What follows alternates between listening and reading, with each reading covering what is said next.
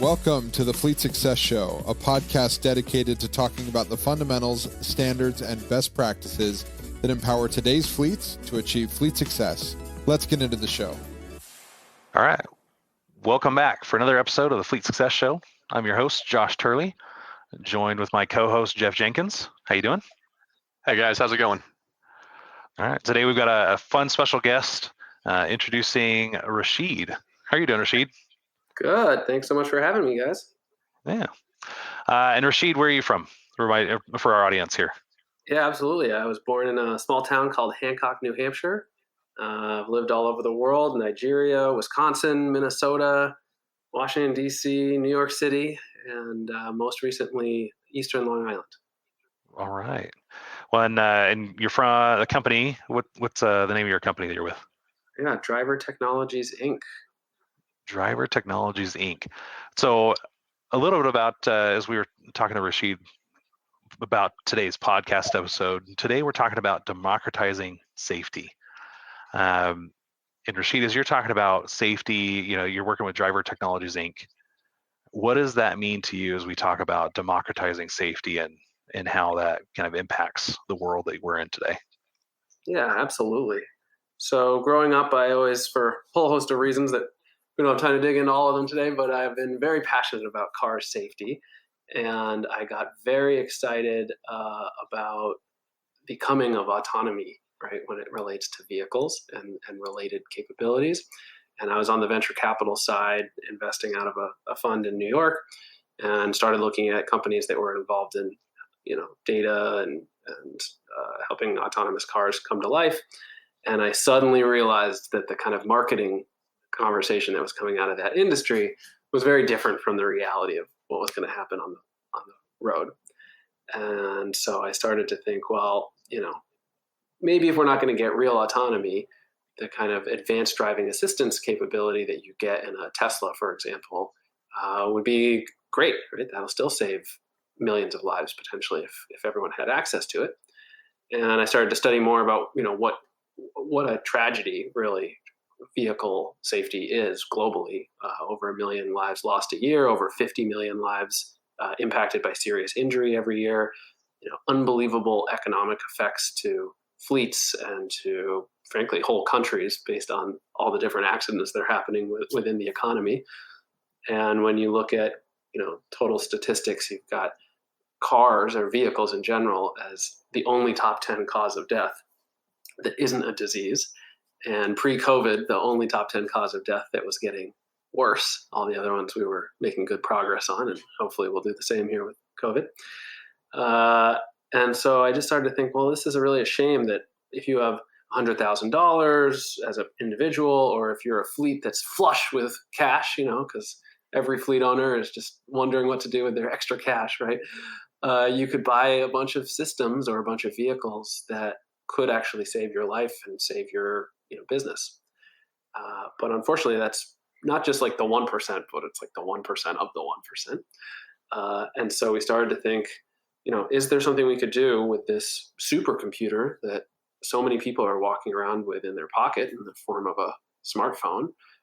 You go to take a picture of someone and it focuses on their face, right? It puts a box around their face and focuses. So the technology is there for the phone to understand what's going on outside of the cabin, what's going on inside of the cabin, and to alert someone to a potentially risky situation in terms of a collision, in terms of falling asleep at the wheel, in terms of being drowsy. And so we just decided to sink our teeth into working on, could we make a system that would actually provide that kind of safety, much the way a Tesla does, looking around the world for potential risks. And then again, similar to a Tesla, not to just totally rip them off, but if you are in an accident, you can take your Tesla to the dealer or put a special thumb drive in it, and you can get the video and the speed that you were going at and the location to show your boss or show your your insurance that you weren't at fault. But for most people, it's just a matter of their word versus the other person's word. And last but not least, I think, when you look at the commercial side of things, it's such a difference to a business if there's an accident and you're held liable, that these kinds of safety capabilities are critical, but again, just out of reach for most people. So our goal is really to democratize all of that. All right. So, definitely we know Tesla's kind of been at the forefront of a lot of the autonomous features. We've seen a lot of those kind of features leaking their way into other OEMs, like automatic braking, collision avoidance, those kind of things. Yep. I know there's a lot of different camera systems that are out there. We've seen a bunch of different camera systems out with, like driver eye and a couple of the other Samsara, I think, has one as well. Yep. It's got like the AI collision avoidance and recordings and all of that stuff. But it sounds like, you guys have really focused on, well, how do we just use what we already have, with a smartphone and build an app that kind of taps into those sensors and those cameras. Exactly. So I think, there's nothing wrong with those systems. Those are great systems. And if you, as a fleet owner, have the money to, put Mobileye in every vehicle or Samsara in every vehicle, that's great. But on the flip side, we feel like there's a redundancy there. Not only do all of your drivers probably have a brand new iPhone that they're using for Instagram and Facebook instead of driving safety, but also increasingly we're seeing fleet owners providing a smart device to their drivers anyway. And so, for example, we partner with Apple and T-Mobile and can get everyone in a fleet a new iPhone or a new iPad with an unlimited data plan for less than $50 a month, which is way below kind of the cost of most of those hardware devices. And as a driver, you're way more excited about, hey, my boss is giving me an iPad that I can use at home. I can do whatever I want with it. He's just asking that when I drive, I throw it up on the dash and have it there using the driver app, rather than having some device that feels like it's just monitoring me from a privacy perspective. And happy to dive into that too, but I think for us, privacy is a big part of our approach. And I think that's probably true for anybody that's adopting camera systems, right? Is like that's the obstacle that they usually run into first is the driver mindset towards cameras, right? Yeah. And Jeff, did you guys ever do cameras when you were at Fleetwood or any of those others? We did. In fact, when cameras first became very popular, at least they were coming up to have them inside and outside the cab. There was major pushback, but it's perception from the drivers of Big Brother looking at them. So they got really, I guess, standoffish when they talked about it. We did a test where we got 50 cameras at Fleetwood and we put them in the driver's cabs and we had front-facing and rear-facing cameras. And when we were talking about doing it with them, doing that communication, we had a whole bunch of people, oh, I'm going to quit if that goes in there. I don't want any part of that. What we found is no one quit. In fact, most guys were appreciative when there was some sort of an incident that happened that vindicated them from any wrongdoing. Yep. Absolutely. And Rashid, I'm guessing you've probably seen something similar with your clients as you've gone through that process. Absolutely. I mean, to be honest, I think our biggest point when it comes to this is about transparency. So we just feel like the opportunity that we have is to provide a product that's incredibly flexible, that the fleet owner knows their team, right? They know what works for them and what doesn't work for them, and what kind of conversations with them will get them excited about it. And to really make it feel like it's the driver's decision, what data they're sharing and how they're sharing it, et cetera. So what our product allows you to do is, maybe you have a fleet where, it's the assets are all owned by the boss.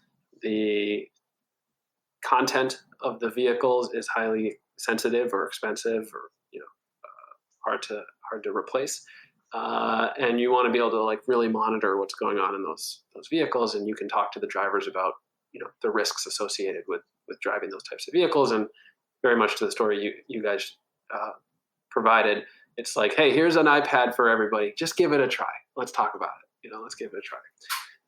On the far other extreme, we have fleets in our driver base where they're like a pizza delivery company. They've got 50 drivers, but they're all driving their own vehicle. They're young kids usually, and they definitely don't want any monitoring and things like that in their own vehicle. And so we allow a system where, oh, okay, you're going to share a video and the data around it if you're in an accident and you want to defend yourself about it. But we're not going to monitor 24/7, but maybe we'll do analytics across the whole fleet on an anonymous basis so that we can understand things like, hey, everyone's speeding, or a lot of people are hard braking, and we can talk about why that's not safe. And then lastly, we have lots of nice, juicy examples that can get everyone excited about, hey, maybe there's a way where I'm getting alerts for distraction and drowsiness because here are some real stories of, really bad outcomes basically from those scenarios. But I'm not going to, it's not going to immediately ring to my boss if I, am drowsy once or go slightly over the speed limit once. These are all kind of options. Yeah. Rashid, on that second example you gave where you talked about, the pizza delivery, are there legal ramifications behind that if you are monitoring, let's say they're speeding, right? And you're looking at those analytics and you have everybody speeding. And so there's a pattern that's there and that's developed, but there's zero action taken based on that, and then a catastrophic event happens. Absolutely. Yeah, we have a lot of partners who I think feel like they want to know that their drivers have the technology to be alerted if they're falling asleep, be alerted if they're tailgating, be alerted if they're, excessively speeding over and over again, but they don't want to be constantly managing that data, right? And maybe even if there's an incident, because of the kind of sharing economy model or because of the relationship that they have with their fleet, they don't want to just immediately be holding on to the data around the accident. So again, it just kind of goes into this whole thing where I feel like the future is one that's driven a lot more by the actual driver wanting to be protected for their own version of the story, as opposed to sort of a big brother type model. And in fact, we've had a number of folks in our network of drivers drive for a fleet where they are being mandated to use some sort of hardware capability, and they use our app as their own version of the story. Right? They want to own some of that. So it's pretty interesting. So Rashid, as you go through, I mean, what are some like specific examples or some things you've seen where it's, our listeners really like to hear stories. Jeff and I will tell stories all the time. What are some stories that you got that you could share? Protect the innocent, but cases like when you're making a case for, hey, you should really invest in a camera system, and like if you go with this iPad solution or just buy an iPhone, how do you kind of make the case for everybody? Yep, absolutely. So the most obvious case is just, hey, you could get started with this for free, right? Like you just tell all your drivers to go download the app. Hey, that's an amazing cost savings. We also have really nice white glove experiences where you get an iPhone and a mount and charging cable, and we make sure everyone gets set up properly, et cetera. But in terms of actual examples of incidents, two come to mind. One happens all the time, which is interesting, which is our driver, the person using our app, is driving along. They could be on a highway, it could be on a regular street, and someone pulls in front of them in such a way that they end up rear-ending that car. And in the classic case of, what law enforcement is going to see from that scenario when they show up, what your insurance company is going to see from that scenario is that the back vehicle, our driver, is at fault. And all 9 times out of 10, that's what they're going to do. Absolutely. And all it takes is the front person saying, I was just driving along normally, minding my business, and I stopped normally at this light, and this guy rear-ended me, And so we've had so many cases where that's what started to happen, and our driver whipped out their phone and said, no, look at this video. This is what this crazy person was doing. And the law enforcement on the scene, their attitude shifts suddenly. And then the insurance implications are not only in terms of the outcome being much better for our driver, but the time. So it's about how long does it take for this disagreement to go through all the processes, God forbid, go to court before you actually get paid back. Whereas when your insurance company says to the other insurance company, hey, we've got not only video, but we have video, a map of the location, accelerometer data, the weather information. Like we have this perfect picture on a dashboard of what happened. The other side just drops the case. So that's like a reoccurring theme for us.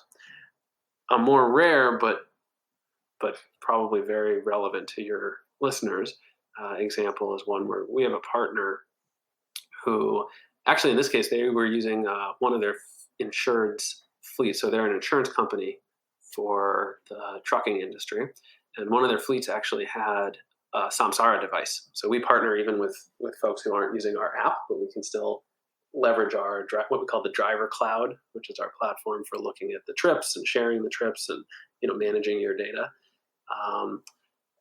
So basically, they had a samsara device, and they had a situation where one of their drivers in a larger truck took an unprotected left turn, and gave plenty of time for the oncoming vehicle, and the oncoming vehicle struck them. It didn't slow down at all, even though it should have slowed down for them. And what that other driver said is that this guy didn't leave him any time, and he slowed down a bunch and slammed on the brakes and still hit them. And our driver was just like, I've been doing this for 18 years. I really don't think that's what happened. It just didn't feel like a normal interaction. So we were able to look at the trip and put it through our computer vision pipeline. Imagine what a Tesla sees in the world and how it makes decisions about when to go and when not to go. And we were able to show that the oncoming vehicle, even though we didn't have any data from that vehicle, didn't slow down. So we don't know if that means the guy was drunk, he was distracted, he had road rage, who knows what the issue was, but it just showed that it wasn't our driver's fault, and what the distance was to the vehicle ahead when he started to make the turn and all that stuff. And so the outcome there again is just a much faster resolution, and the other side basically dropping the argument. Well, and you kind of mentioned, like the faster resolution, but I'm sure you had it on the flip side where it has been like our driver's fault, Mm-hmm. right? Like you could probably very quickly, okay, yeah, we're just going to settle this. Exactly. That's a great way to put it. And I think what's interesting is, as you mentioned earlier, depending on what kind of liability or setup you want as a fleet owner or as an insurance company, you can really empower the driver to share what they feel like sharing in a given situation. Right? Or you can do, the monitoring approach too. There's pros and cons. In that sharing that you're talking about, do you happen to know like what percentage of drivers are actually willing to share data on their own personal phone if they're using it for company purposes? Yeah, in our experience, just because of how we kind of approach the market as being very different from the traditional hardware tools, particularly when someone's using their own phone, we really empower them to think of it as this is your app. This is protecting you. It's your driving. We can generate a score for you. And maybe what you've agreed upon with your boss is, hey, I'm going to share my general location and my score, which, by the way, we're like not trying to harshly score people and make them look bad, right? The point is to point out that generally speaking, you don't blow through stop signs, you don't blow through stop lights, you don't tailgate people, and you drive within a reasonable speed for your industry. Right? If you do those things, you get a great score. Right? And so I think people are actually, once they understand that that's the criteria and that's the kind of control you have over your information, then they can, make a deal with their boss effectively. And most folks are very comfortable with sharing that level of information. What they don't want to share is, hey, here's where I am after work. Here's where I go to sleep. Here's where I stopped on the way back from my lunch break. And what's nice is we make that all controllable, so you can kind of be in personal mode or work mode and share what you want to share. Yeah. So what's funny is most insurance companies now on their apps, you can go ahead and sign up for that program to where they'll discount your premiums if you allow them to study and record your driving habits. I will tell you that I do not allow that because I am a very aggressive driver. I speed. I mean, there's like my insurance would be through the roof if I allowed them to track it. Right. But one of the things that, when you talk about fleets and improving driver safety and helping your risk management is the training that's involved with capturing some of this data. Yep. And you I think you lose out on some of that when you're using a driver's device and then they really want to keep that data a little bit closer to the chest. Is there a way to talk them into doing that for those training purposes, or is there a way to mitigate those concerns? Absolutely. So we have a range of things there. I mean, I think the one thing is just really looking at it as education around, what kind of driving behavior is going to be seen as good or bad, and why are we doing this as a team, right, as a fleet. That can be the approach if you really need to do the 24/7 monitoring. What we really push people to think about, even insurance companies, is, do you really need to monitor? Do you really need to know all the time? And do you need to know specifically for a given driver? So, for example, with the pizza delivery team I mentioned before, at the end of the day, they said, what we really want is to know if across the fleet people are being insane, or if it's generally that our team is driving better than most pizza franchises. That would be the first step. 2, what we want to know is that our guys are protected, and that they are getting coaching. And so what our system does is, on the edge, without even hitting the cloud, it's letting you know if it thinks you're going to hit something in the road, car, bicycle, truck, pedestrian, van, and if you're falling asleep or being distracted, if it feels like you're tailgating, right, it's giving you that active coaching.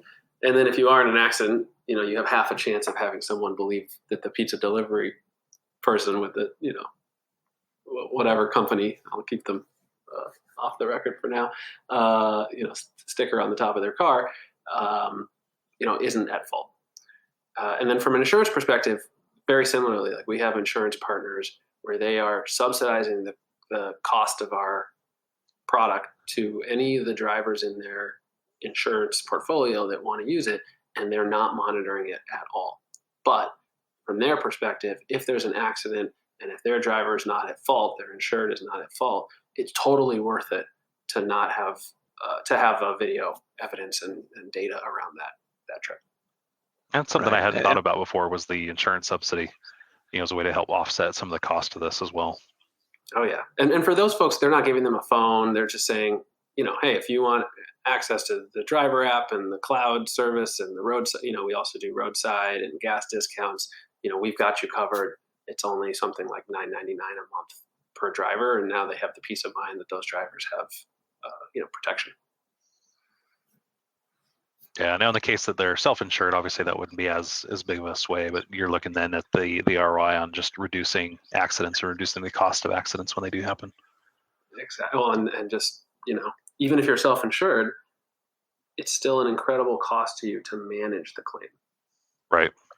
And to basically go into arbitration if the other side is choosing to tell a story that maybe isn't 100% what happened. So as we go through, we talk about a lot with risk management, and we define that in our pillars as it's the proactive identification, mitigation, controlling of threats to the organization and its stakeholders. This is something, and Jeff, I think you'd agree with me. Like we're very big proponents on doing in-cab camera systems. Investing in your replacement schedule so you can get some of the newer technologies like collision avoidance. Even going so far as to say, hey, you can go out and get aftermarket ones that bolt on, and it would still save you money, right? And so, definitely looking at this from another angle, which is there's more than just it's not just going out and getting a big camera system and having to go through that whole process. There's other alternatives out there, like Rashid over at Driver Technologies, that you can use technology that's readily available, that's open. I know one of the questions that a lot of our city shops would hit is, well, we've got union issues, right? And they're not going to use they don't want a company thing in there, or they don't want to let personal device use. They have that whole personal device policy. So I know that there's people that run into that, but I'm sure as you've dealt with those issues, you've kind of been able to smooth over some of those obstacles. And in those cases, you could go the more expensive route, but this definitely seems like a much more affordable option. When you talk about, I'm just envisioning this though, is like putting an iPad on top of my dash. Like that can get a bit bulky, I'm sure. So the iPhone might be the better option there, but yeah, I would say most of our serious drivers who actually take the deal that we have with Apple and T-Mobile. First of all, some of them just drop using their original phone because it's such a good deal. Just a phone. But a lot of them end up choosing the iPhone SE because it's so small. It's like it's the size of a little camera, and you can mount it anywhere you want. But we either suggest right on the dash where it's not actually obscuring the window at all, or way up by your rear view mirror where it's, not obscuring your view and kind of just, you can almost set it and forget it. It starts recording automatically when you drive. When you have it plugged in, it often, depending on your car system, but it'll turn on by itself, which is pretty cool. So all you have to do is press the driver app button and let it go. Yes. So Rashid, a lot of what we've talked about is just like, front facing camera. Is there an opinion, I guess, in the industry that you've heard, or just people saying, hey, well, we also need driver facing, right? So because I know that a lot of people feel that is an invasion of privacy, although it does help on distracted driving. If you know that there's a camera pointed at you, you're probably not going to do things that you shouldn't be doing while you're operating a vehicle. Yeah, I think what's super interesting about this is, again, we really try to lead with the privacy thing here. If you have a fleet of folks who are just going to absolutely hate it if you put in, one of those hardware driver monitoring systems, great, let them use our app. They'll get the alert if they're distracted or drowsy. Maybe even at a fleet level, you could get information on whether the safety training you've been doing, or even using this app is, improving performance. But you can honestly tell them, hey, we're not going to monitor that Rashid was tired on Tuesday night, kind of thing. Right? That's an option. Two, I think one of the things that's really interesting is there's all this data and all these studies around when you implement a system like that, even just a dash cam with no computer vision, safety capability at all, people's driving does improve. And about 3 days after they start driving, it goes back to normal. Yep. And so I think one of the things that our system, really does well, despite being way cheaper than any other option, is this kind of ongoing monitoring, ongoing reminders in a nice, not annoying way to a driver that, hey, you're drowsy, you're distracted a lot. And we also can monitor if you've set up the device in such a way that, effectively you're obscuring the capability of it. Right? So I think a lot of people with a Samsara device or other devices run into problems with their fleets where the drivers are just hanging their hat on it or blocking it somehow. And so we can, using computer vision, understand if we're not seeing a face. But will it detect if I'm high on cocaine? I just got to know that. We haven't written that algorithm yet, but I'll put it on the list. All right, just eye dilation, shakiness, whatever, just curious, right? Totally doable. Rashid, you're like 4 years too late for me on that one. Again, I will protect the innocent. All right, there you go. Well, hey, Rashid, this has been an absolute pleasure. I want to thank you for coming on and joining us today. For all of our listeners, again, that's Driving Technologies Inc., right? Is that drivingtechnologies.com, Rashid? Drivertechnologies.com. Drivertechnologies.com. Driver dash cam in the app Driver store. dash cam. There you go. Go look in the app store. #1 dash cam app, most downloaded, best reviews, been downloaded in 170 countries. And I think for fleets, our ask is just like you said, now it's a tiny, tiny amount of money to protect your fleet from something that could be a catastrophic cost. And you can try it without having to install any hardware or do anything. If you don't like it, no problem. Just try Driver. That's actually one of our domain names. And try Driver. Yeah, exactly. And if you've had issues with your fleet and privacy stuff, let's talk about how you can, keep your drivers really excited and happy about it while still getting the information you need. All right. Well, that's going to wrap it up for us. As always, if you guys have any questions on today's episode, you can email us at podcast@rtafleet.com. And until next time. Thanks for joining us on this episode of the Fleet Success Show. If you liked our show, we'd appreciate your 5-star review. Be sure to subscribe anywhere you listen to podcasts and come hang out with us anywhere on social media @Fleet Success. See you next time.